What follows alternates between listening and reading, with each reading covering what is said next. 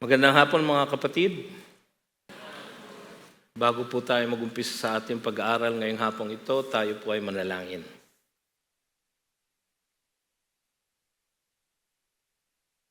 Panginoon, kayo po ang maggabay sa aming pag-aaral ng inyong salita. Kayo po ang maghatid ng inyong mensahe sa aming mga puso't isipan. At nawa, Panginoon, bigyan niyo kami ng kalakasan na sumunod sa aming matututunan ngayong hapong ito.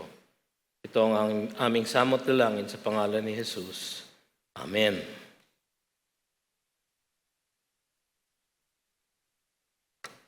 Communion Sunday po, kaya tayo babalik sa Gospel of Luke.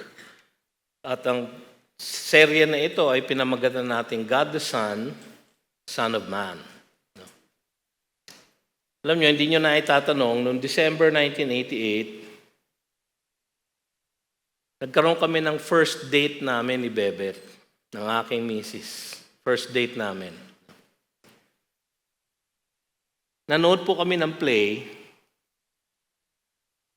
sa dating Rizal Theater. Yung iba sa inyo hindi na alam, ano yung Rizal Theater? Saan kaya ron? Ang nakatayo po doon ngayon ay yung Makati Shangri-La. No? Dati po merong isang magandang theater doon, na Rizal Theater, at doon po kami unang date namin ng aking misis. No? Niyaya niya po ako. At pumayag na rin po ako. No? Yung date po namin, nanood kami ng isang musical na produce tsaka dinirect ng nasirang si Freddy Santos, isang batikang direktor, na mananampalataya din. At doon sa musical na iyon, tungkol sa mga iba't ibang pangalan sa Biblia, ay merong isang napakagandang awit na first time inawit doon sa musical na iyon. Ang awit na iyon ay na-popularize ni Gary Valenciano at ang pamagat ay, "Could you be Messiah to me? Could you be Messiah to me?" Yung ba sa inyo naaalala yung awit na yun, ano? Huwag kayong mag-alala, hindi ko pong itatangka na kantahin. No? Pero napakaganda po ng lyrics, lalo na yung tanong na iniiwan niya sa atin. Could you be Messiah to me?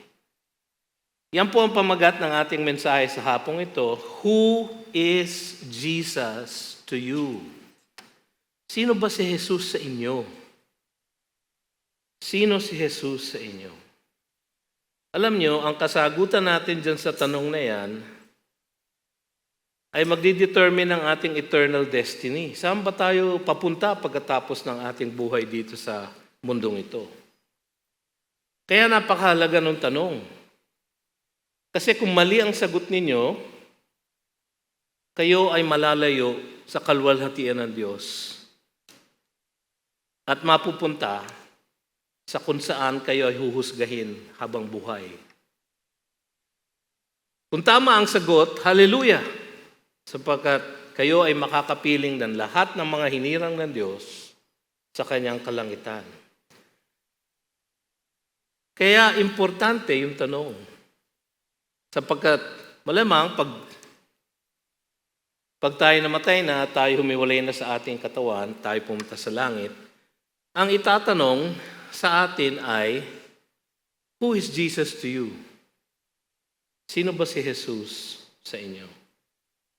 Alam mo, yung sagot na yan ay tinangkang ipaliwanag, sagutin ng lahat ng mga sumulat ng mga ebanghelyo. Si Matthew, Mark, si Luke, at si John. At dito sa Luke, yung tema na Jesus as the Messiah ay ang pinaka-dominanting tema. No? Sabi nga niya sa Luke chapter 2, verse 11, "For unto you is born this day in the city of David a Savior who is Christ the Lord." A Savior who is Christ the Lord.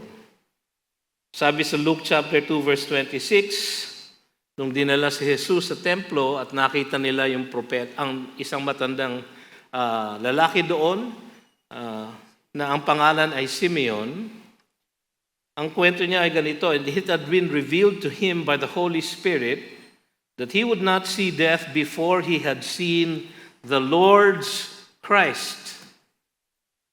Paulit-ulit itong temang ito sa chapter 4, verse 18. Nung si Kristo ay nagsalita sa kanyang home synagogue sa Nazareth, pinabuksan niya ang scroll ng propetang si Isaiah at binasa roon ang isang bagay, binasa niya ang isang bagay na kanyang inangkin para sa kanyang sarili. Ang sabi niya doon sa Luke 4:18, "The Spirit of the Lord is upon me because He has appointed me to proclaim good news to the poor. He has anointed me to proclaim good news to the poor." Yung pong anointed, sa Hebrew, to anoint, yung anointed one, ang salita pong ginamit ay Mashiach. Yung po ang English na, sa English, yung po ay Messiah. Because He has anointed me to proclaim good news to the poor, He has sent me to proclaim liberty to the captives and recovering of sight to the blind, to set at liberty those who are oppressed. Yun po ang kanyang binasa. Later on in that synagogue, naalala nyo, kaya siya parang hinabol, parang gustong patayin ng mga tao doon. Dahil inamin niya na siya ang fulfillment nung prophecy na iyon ni Isaiah. Sa chapter 7, verse 22, nung dumating yung mga disipulo ni John the Baptist, naalala niyo yung kwentong yon, dumating sila at merong tanong na pinadala sa kanila si John the Baptist, kung siya nga ba yung hinihintay nilang propeta? Kung siya nga ba yung hinihintay nilang Messiah? At ang sagot ng ating Panginoon, "Go and tell John what you have seen and heard. The blind receive their sight, the lame walk, lepers are cleansed, and the deaf hear. The dead are raised up, the poor have good news preached to them." Yung pong binasa sa Isaiah, sabi niya, yun ang ginagawa ko. Sabihin niyo kay John. So datapwat ang kanyang sagot, ako nga ang iniintay ninyong Messiah. Yung mga disipulo mismo ni Jesus, pagkatapos nilang nakita na napahinto niya ang unos sa gitna ng dagat ng Galilee. Naalala niyo yung kwentong yon? Sinabi niya lang, "Shh!" Tapos biglang tumahimik ang buong karagatan. Pagkatapos ng pagkakataon na yon, ang sabi ng kanyang mga disipulo, "Who then is this?" Sabi nila sa Luke 8:25, "Who then is this, that He commands even winds and water, and they obey Him?" So sila mismo tinatanong na nila, Who is this man? Sino ba siya? At kaya niyang pahintuin ang unos, kaya niyang utusan ang hangin at ang tubig, at sila ay sumusunod. Kaya kung papansinin ninyo, sinagot ni Jesus, o at least yun ang kanyang isasagutin, itong tanong na ito ng kanyang mga disipulo sa mga susunod na pangyayari. So, sinagot ni Jesus, firstly, by healing a man with a demon, sa Luke 8:29. Sabi doon, "For He had commanded the unclean spirit to come out of the man." At alam naman natin na yung lalaking yun ay pinalaya sa mga demonyong sumasanib sa kanya. Secondly, by healing a woman with a discharge. Naalala niyo yung kwento na yun, Luke 8:43-44. "And there was a woman who had had a discharge of blood for 12 years. And though she had spent all her living on physicians, she could not be healed by anyone. She came up behind Him," si Kristo Jesus, "and touched the fringe of His garment," yung laylayan ng kanyang robe. "And immediately her discharge of blood ceased." Nakita yan ng kanyang mga disipulo. Sino ba itong taong ito? Sinagot din ni Jesus ito, tinangka niya sagutin nung kanyang buhayan ang anak ni Jairus. Naalala niyo ba yon? Nasa Luke chapter 8 verse 54. But taking her by the hand, He called, saying, "Child, arise." Naglalamay na yung nasa paligid niya. So sabi niya doon sa bata, "Child, arise," at siya ay nabuhay na maguli. Pagkatapos, sinubukan din niyang sagutin itong tanong nila na ito by empowering them to preach and heal. Sa Luke 9, verses 1 and 2. Naalala niyo to? And he called the 12 together and gave them power and authority over all demons and to cure diseases, and he sent them out to proclaim the kingdom of God and to heal. At totoo nga na nagawa nila ang lahat ng kanyang kapangyarihan ay pinasa sa kanila at na-preach nila ang gospel. Repent, for the kingdom of God is at hand. Pinakita din niya ito nung siya ay nagpakain ng siguro 20,000 people, no? 20,000 tao, sapagkat sa feeding of the 5,000, yung 5,000 lalaki lang. So kung isama mo ang mga babae at ang mga bata na maaaring kasama ng kanilang mga tatay, sabi sa Luke 9:16, and taking the 5 loaves and the 2 fish, he looked up to heaven and said a blessing over them. Then he broke the loaves and gave them to the disciples to set before the crowd.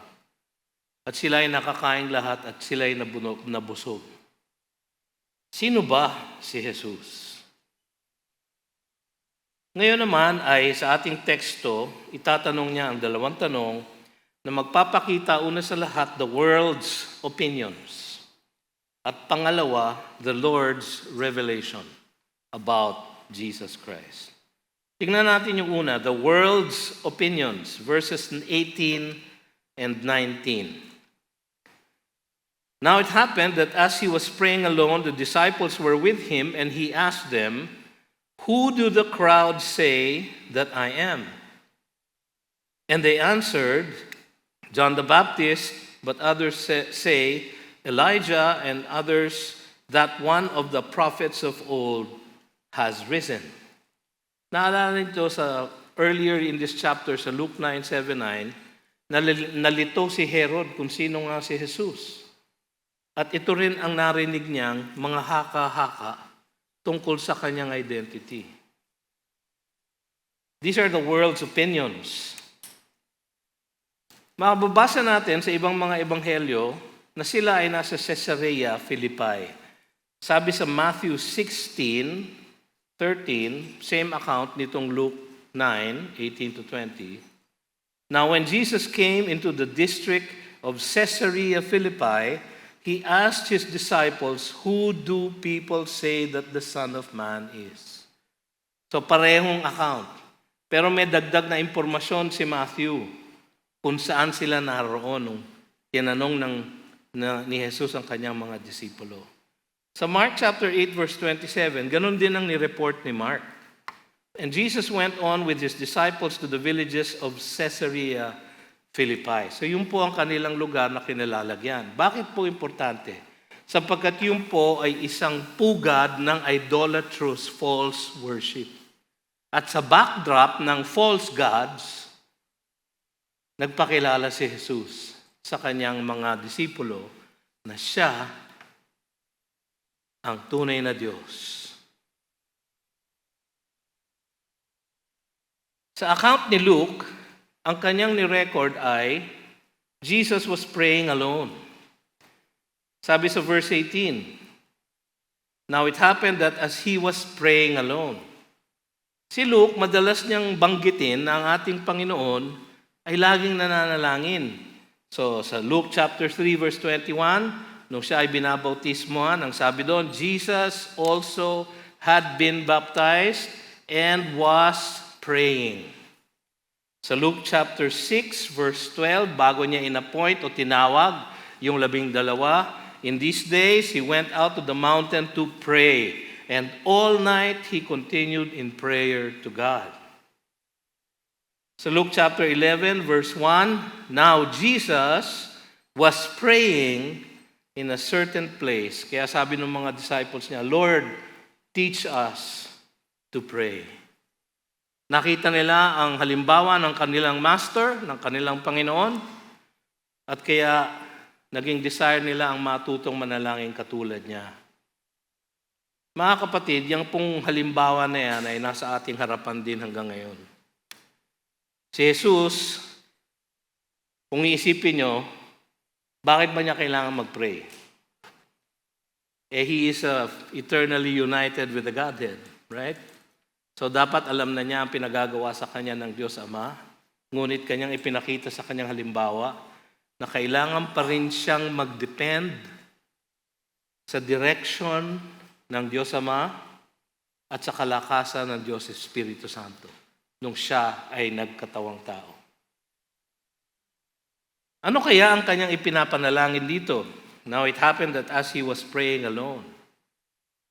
Siguro kung titignan natin sa konteksto, ang ipinapanalangin niya na sana i-reveal ng Diyos Ama kung sino siya sa kanyang mga disipulo. Na sana kung tatanungin niya sila, alam nila ang tamang sagot. Ngayon, siyempre, kung tutuusin, alam din naman ni Jesus kung anong nasa puso ng kanyang mga disipulo, di ba? Sa John chapter 6, nakita na natin yun na alam niya ang nasa puso ng bawat isa. Alam niya kung sino ang totoo, kung sino ang palso. Tinanong pa rin niya upang masabi nila sa sarili nilang salita, upang kanilang ma-declare sa kanya kung ano ang kasagutan mula sa puso nila. So yun marahil ang kanyang pinagpe-pray na sana Panginoon, sana Diyos Ama ay tunay na makilala at maideklara ng aking mga disipulo kung sino ako sa kanila. So ang ginawa muna, Jesus asked what the crowds said. Tinanong niya kung ano bang haka-haka, ano bang chismis tungkol sa akin? Ano bang latest Pulse Asia survey tungkol sa aking identity? No? Sino ba ako sa tingin ng mga madla? Ang sabi nila, John the Baptist, siguro marahil dahil sa Malakay 3:1, isa pong hula tungkol sa darating na mensahero. Behold, I send my messenger, and he will prepare the way before me. And the Lord whom you will seek will suddenly come to his temple, and the messenger of the covenant in whom you delight, behold, he is coming, says the Lord of hosts.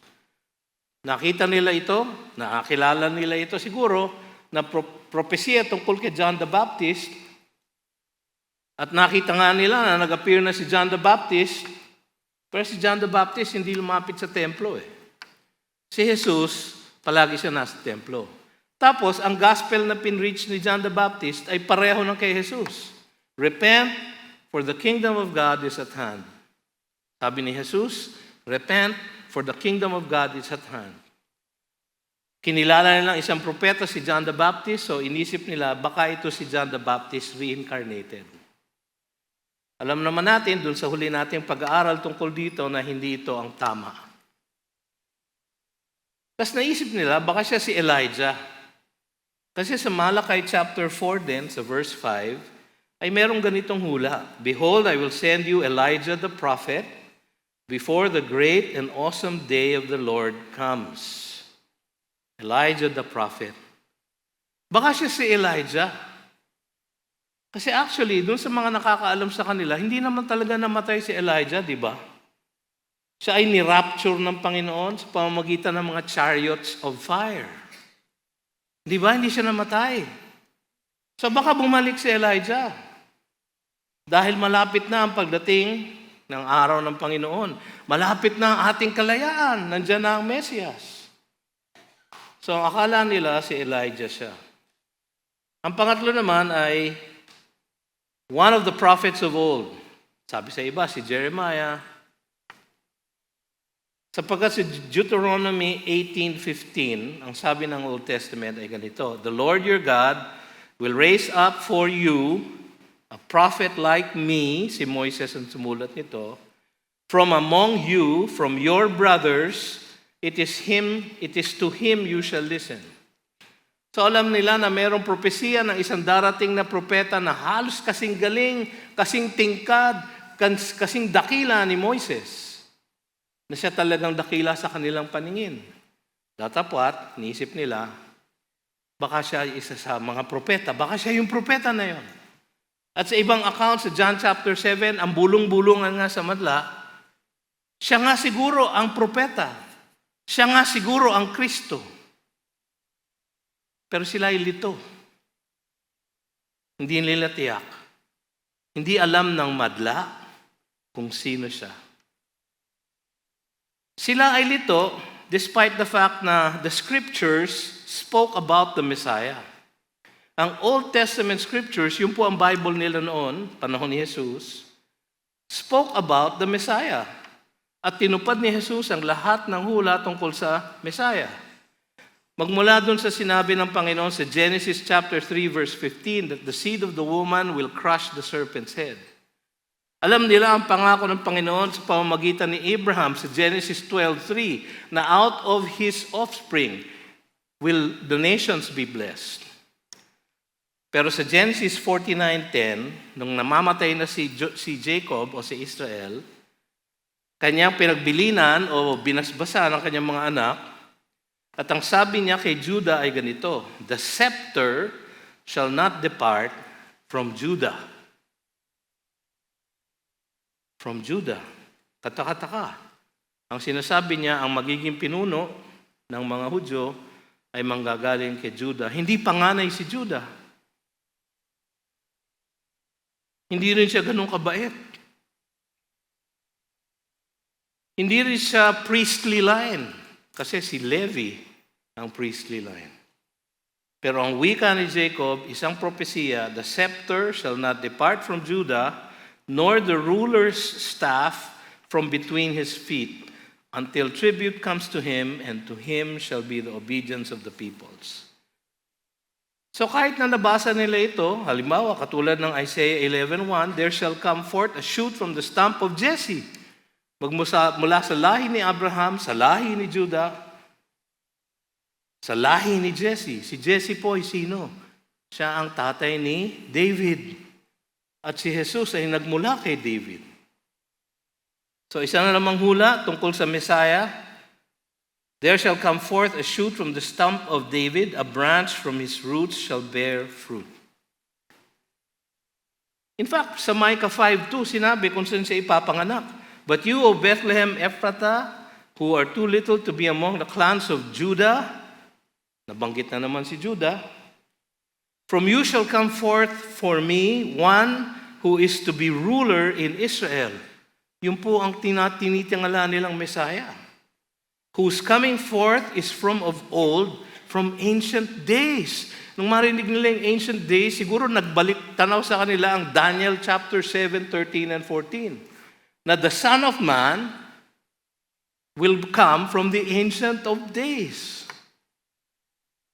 So maraming sinabi sa Biblia tungkol kay Kristo at sa dami ng kanyang milagrong ginawa, dapat naging malinaw sa madla, sa crowds, kung sino siya. Pero kung ano-ano pa rin ang kanilang mga haka-haka.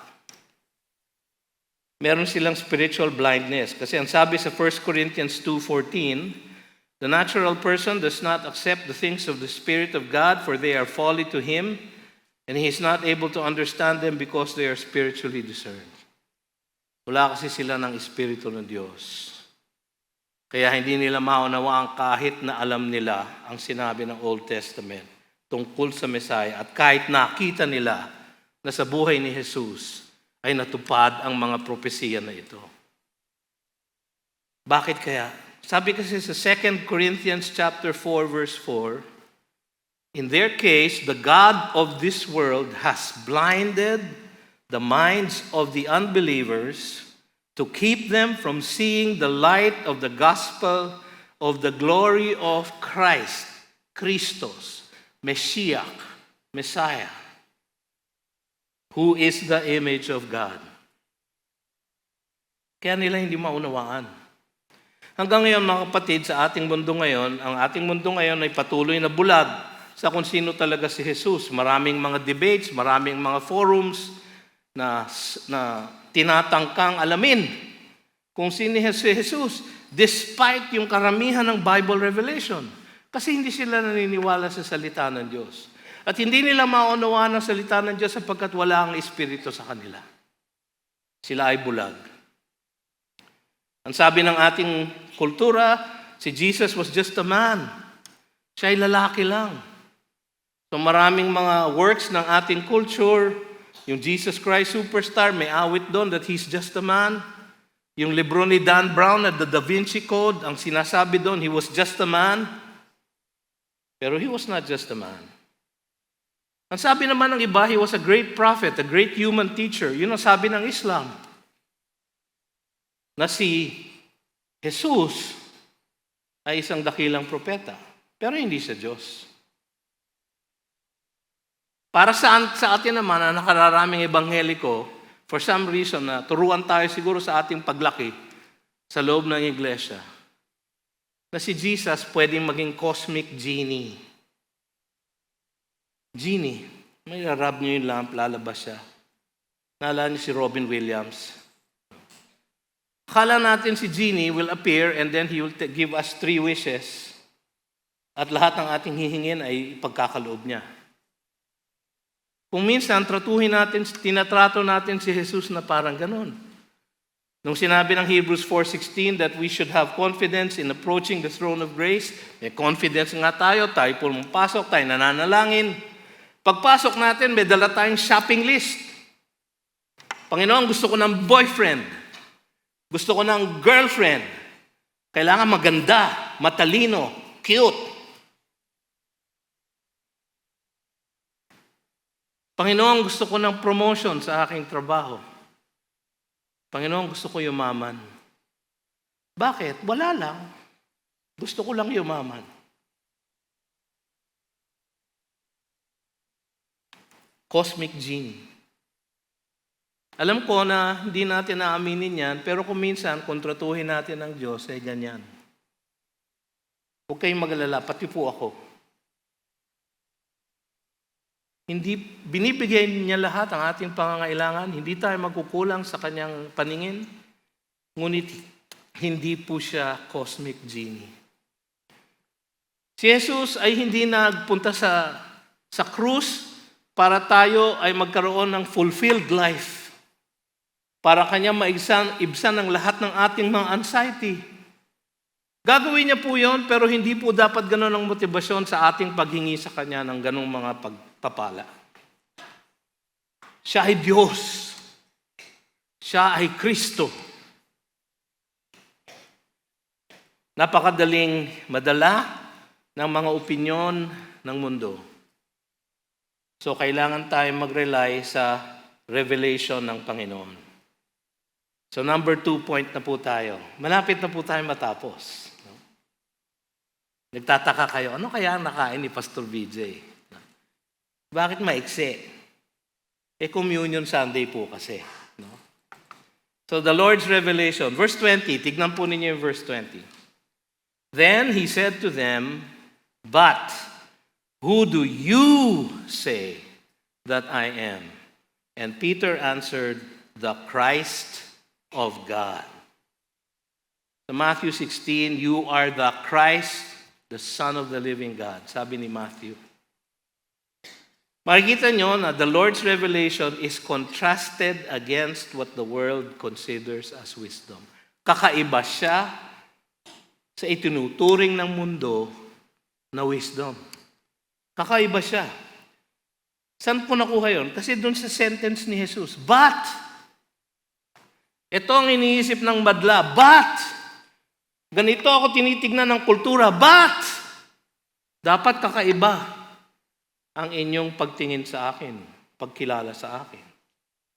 Kasi sabi sa James chapter 1 verse 17, "Every good gift and every perfect gift is from above, coming down from the Father of lights, with whom there is no shadow of turning."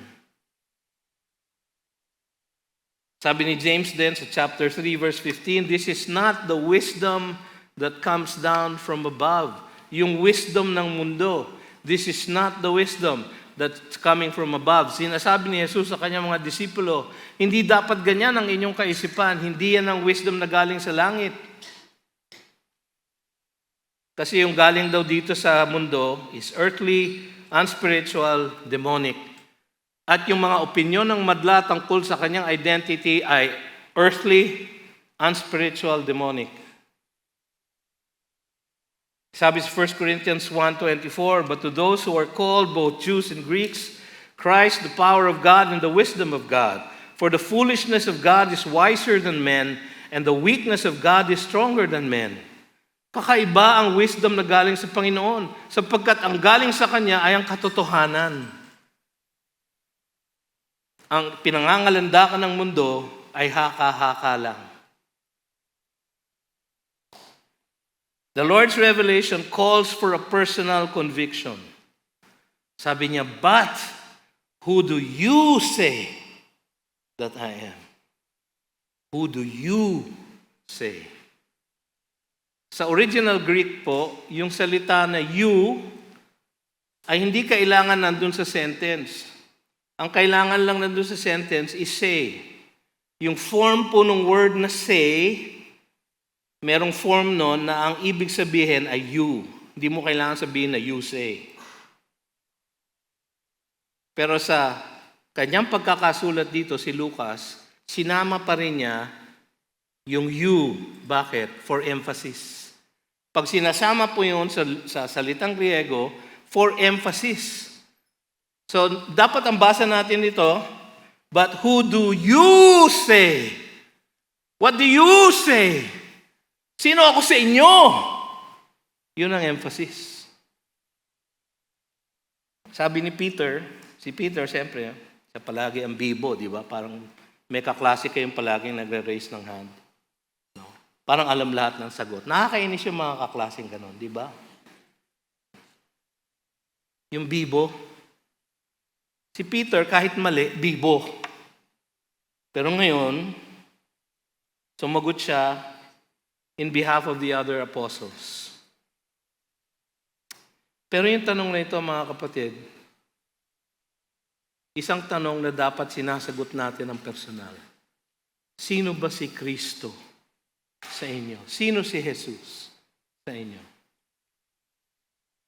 The Lord's revelation concerns the very identity of the second person of the Trinity, the Christ of God, the definite article, Christ, Messiah, chosen one, anointed of God. Si God ang nag-anoint sa kanya, hindi tao.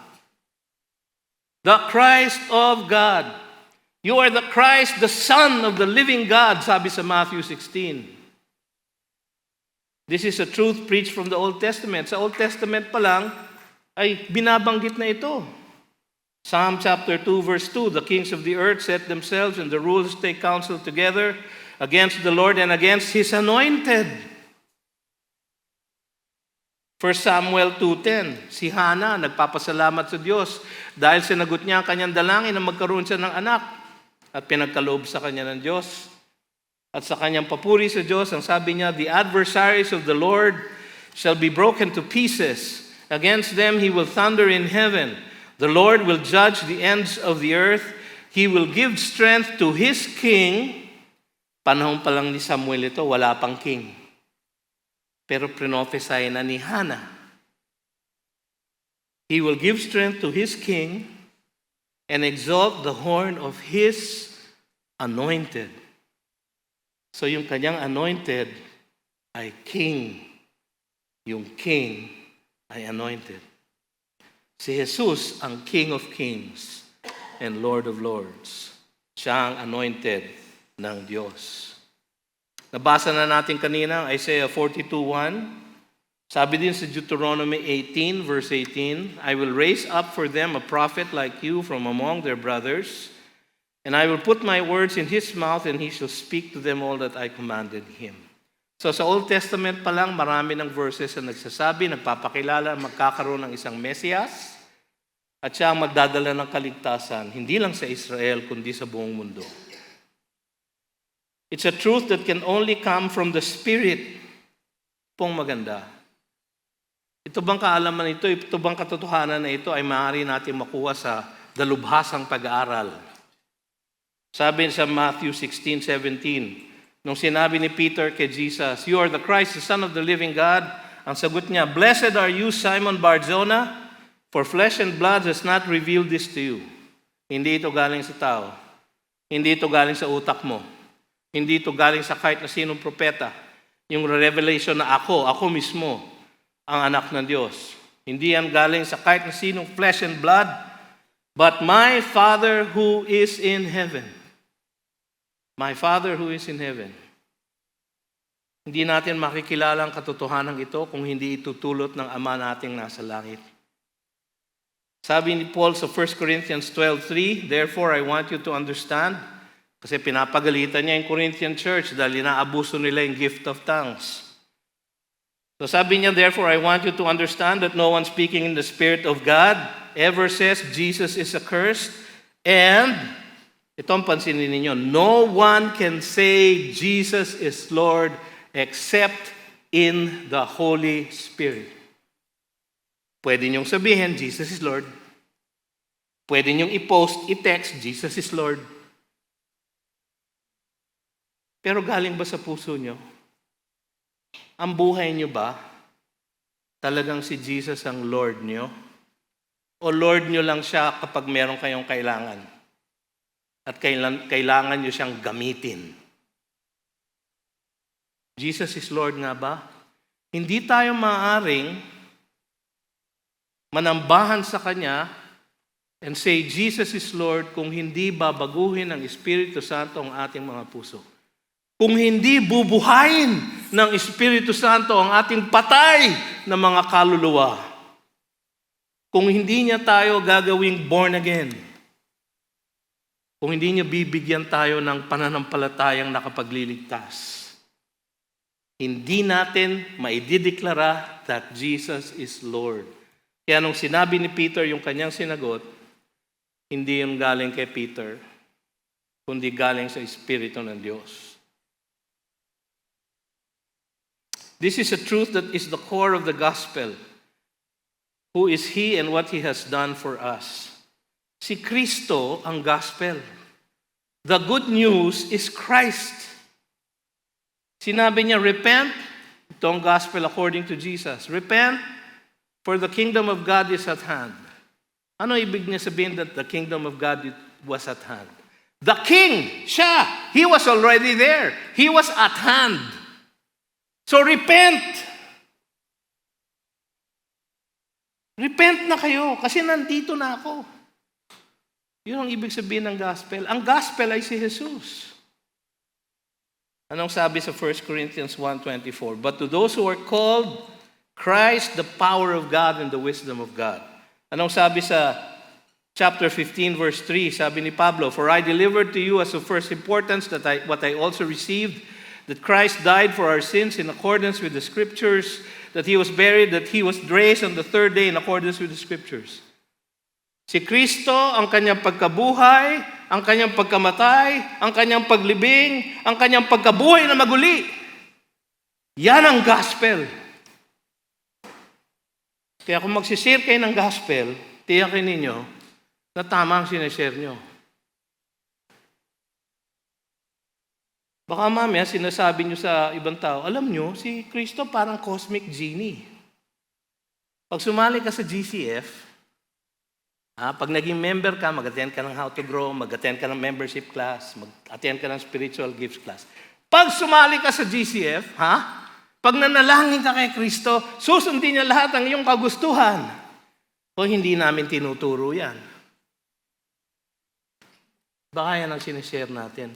Sa kagustuhan natin na dumami tayo, huwag kayong maglala sa pagdami.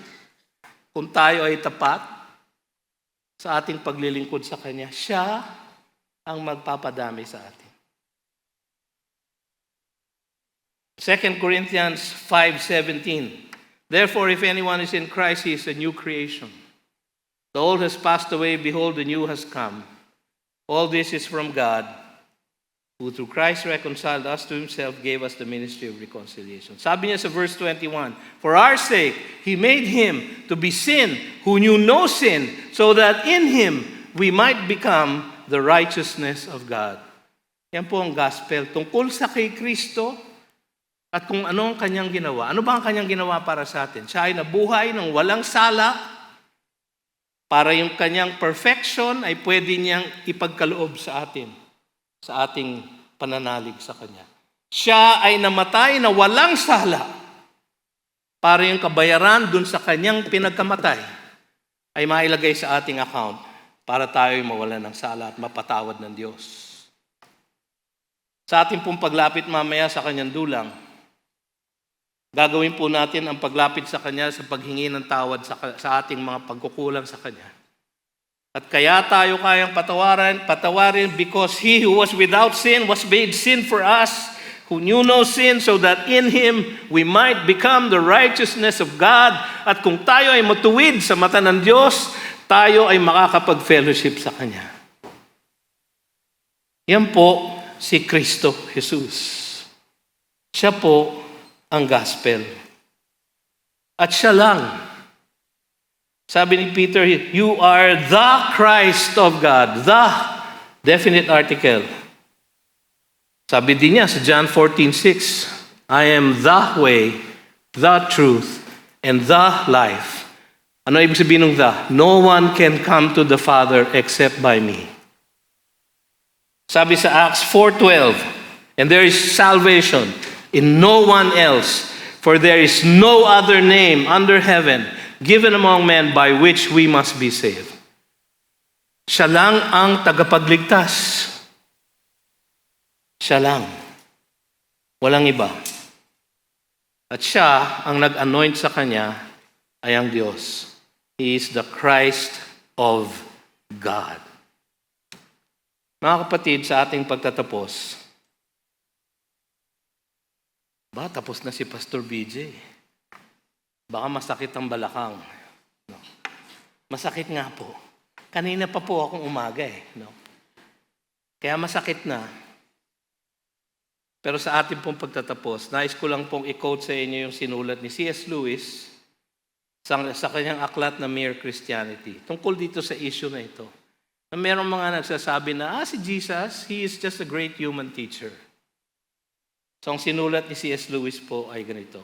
Kino-quote niya po ang isang kaibigan niya, katunggali niya, na nagsabing, I'm ready to accept Jesus as a great moral teacher, but I don't accept His claim to be God. So that is the wisdom of the world. That He is God is the wisdom of God. That's the world's opinion. That's not the Lord's revelation. Kaya ang sabi ni C.S. Lewis, that is the one thing we must not say. That Jesus is just a great moral teacher, that he's not God. That is the one thing, sabi niya, we must not say. A man who was merely a man and said the sort of things Jesus said would not be a great moral teacher. You must make a choice, sabi ni Lewis. Either this man was and is the Son of God, or else a madman or something worse.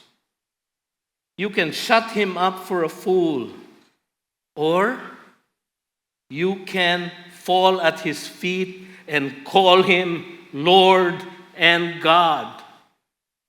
But let us not come with any patronizing nonsense about his being a great human teacher. He did not allow us to think that way. Sino po si Jesus sa inyo? Siya ba isang historical figure lamang na natutunan ninyo sa Sunday school sa inyong paglaki sa isang evangelical church katulad ng GCF? O kaya isang kinekwento ng inyong nanay at tatay kapag kayo natatakot sa dilim o pag mayroong bagyo? O di kaya kayo'y nilapitan ng inyong kaibigan at nangangailangan kayo nang magbibigay ng fulfillment sa inyong buhay o magsasagot ng lahat ng inyong mga pangangailangan. Who is Jesus to you? Is He Lord?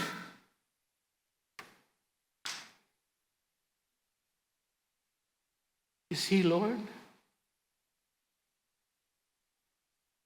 Sabi nga ni Gary Valenciano, could you be Messiah to me? Could you be Messiah to me? Is He Messiah to you? Kasi kung hindi, mga kapatid, mga kaibigan, meron kayong pagkakataon sa hapong ito na kilalanin ang kanyang pagka-Diyos at ang kanyang pagiging Panginoon ng inyong buhay at tumawag sa Kanya at humingi ng kaligtasan na Siya namang niyang ibibigay. Tumawag lang po kayo at humingi ng awa. Siya ay mahabagin at ibibigay niya ang kaligtasan sa lahat ng tumatawag sa kanyang pangalan. Tayo po'y saglit na manalangin. Panginoon, marami pong salamat sa katotohanan ito na aming nabasa sa Ebanghelyong sinulat ni Lucas. Maraming salamat, Panginoon, na sinagot mo ang dalangin ng aming Panginoon na makilala nila Pedro at mga ibang disipulo kung sino ka nga, kung ano ang katotohanan tungkol sa iyo. At ngayon sa hapong ito, Panginoon, maaaring meron kami mga kasama na naririto sa sanktuaryong ito na hindi pa nananampalataya sa inyo. Hindi pa nila kayo tinatawag na Mesaya mula sa kanilang puso. Hindi pa kayo Panginoon ang kanilang buhay. Hindi pa kayo tagapagligtas. O Diyos, kumilos po kayo sa kanilang mga puso. At baguhin ninyo, buhayin ninyo ang kanilang patay na kaluluwa. At bigyan niyo sila ng pananampalatayang nakapagliligtas upang sa hapong ito, sila ay makalapit sa inyo at manalig sa inyo para sa kanilang kaligtasan. Ihanda niyo, Panginoon, ang aming mga puso sa aming pagdiriwang ng inyong dulang sa hapong ito. Mga kapatid, ang GCF po, we practice open communion. Kung kayo po ay believer na kay Jesus, ngunit kayo ay membro sa ibang church, maaari po kayong sumama at makilahok sa communion. Pero kung kayo ay hindi pa mananampalataya, dahil ito po is a rite of remembrance, wala pa po kayong aalalahanin, hindi pa nangyayari sa puso niyo. Pero bakit niyo aawatin ang inyong sarili? Bakit hindi kayo lumapit ngayon din sa ating pananalangin? Upang kayo ay humingi ng tawad sa Kanya? Upang kayo ay humingi ng tawad sa Kanya at kayo ay Kanyang iligtas. Kung kayo, mga kapatid, ay nasasadlak sa malalim na pagkakasala o hindi pagsunod sa Kanya, hindi rin kayo maaaring makalahok sapagkat dudungisan ninyo ang dulang ng ating Panginoon. Pero bakit nyo haawatin ang sarili ninyo? Bakit hindi pa kayo magpakumbaba? Lumapit sa Kanya ngayon at humingi ng Kanyang tawad. At kayo'y patatawarin niya sapagkat binayaran ni Jesus ang lahat ng ating pagkakautang sa Diyos sa krus ng Kalbaryo. Sa lahat ng mananampalataya sa Kanya. Kaya manampalataya na kayo. Ikaw na hindi pa nananampalataya sa Kanya, lumapit at humingi ng awa niya. Ikaw na naliligaw o nalalamig, lumapit at humingi ng Kanyang kapatawaran. At ang ating Diyos, na mahabaging Diyos, ay hindi kayo hihindihan.